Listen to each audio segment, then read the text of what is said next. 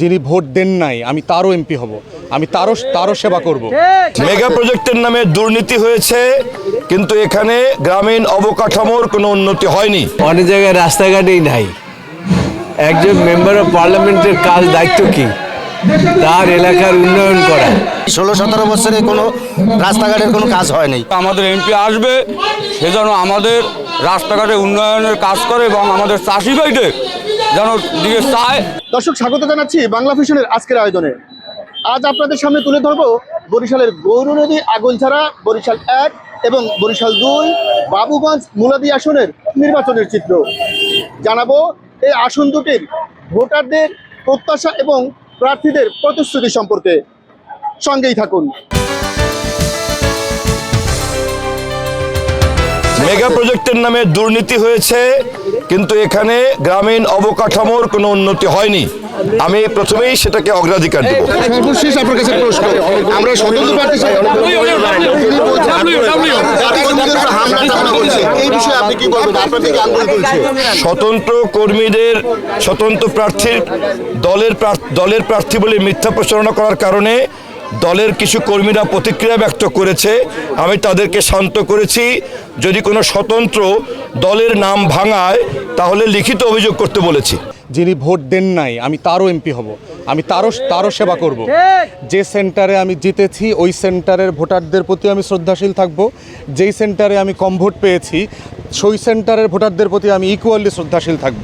আমার আসনের প্রত্যেকটা ভোটারের সম্মান, মর্যাদা, অধিকার একদম সমান। আমাকে পছন্দ করুক বা না করুক, আমাকে ভোট দেখ বা না দেখ। দ্বিতীয়ত, আমি কাউকে নির্বাচনের পরে মিথ্যা মামলা দিয়ে হেনস্থা করা, হয়রানি করা, এলাকা ছাড়া করা, সালিশের মধ্যে বিষে তাকে বিব্রত করা, এমন কোনো কিছু আমি করব না। অনেক জায়গায় রাস্তাঘাটেই নাই।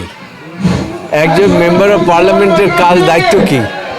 তার এলাকার উন্নয়ন করা, তার গম ভাগাভাগি করার দায়িত্ব না, আইন প্রণয়ন করা আর স্থানীয় লোকজনের উন্নয়ন করা, রাস্তাঘাটের উন্নয়ন করা, কালভার্ট করা, কৃষিকাজ যাতে তারা সুস্থভাবে করতে পারে সেই জন্য স্বাস্থ্যসেবার উন্নয়ন করা। এগুলো একটা রাস্তায় গিয়ে আমি মনে মনে চিন্তা করছিলাম আমি যদি বিদেশ থেকে 2000 কোটি টাকা আনি তাহলে বোধহয় উন্নয়ন করা যাবে। এখন দেখি যে 4000 কোটি টাকার উপরে লাগবে এই উন্নয়ন করতে।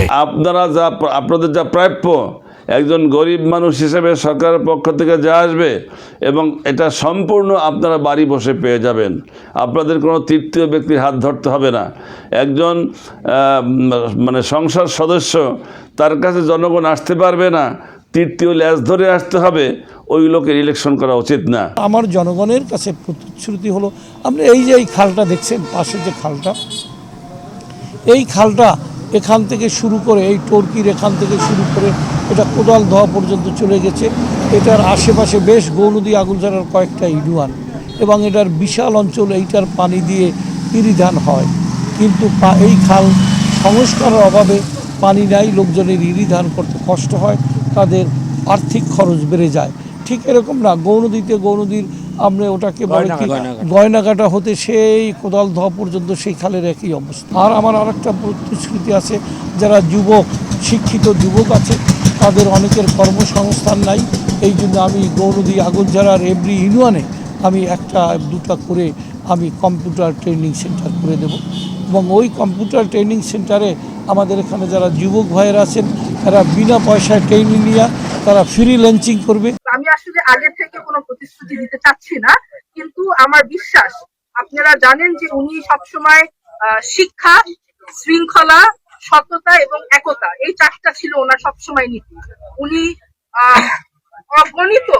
অগণিত শিক্ষা প্রতিষ্ঠানে ওনার অনুদান আছেন, অগণিত মাদ্রাসা, মন্দির, মসজিদে ওনার অবদান আছেন। চাইলে আপনারা মাদ্রাসা, মন্দির, মসজিদ এগুলো জিজ্ঞেস করতে পারেন।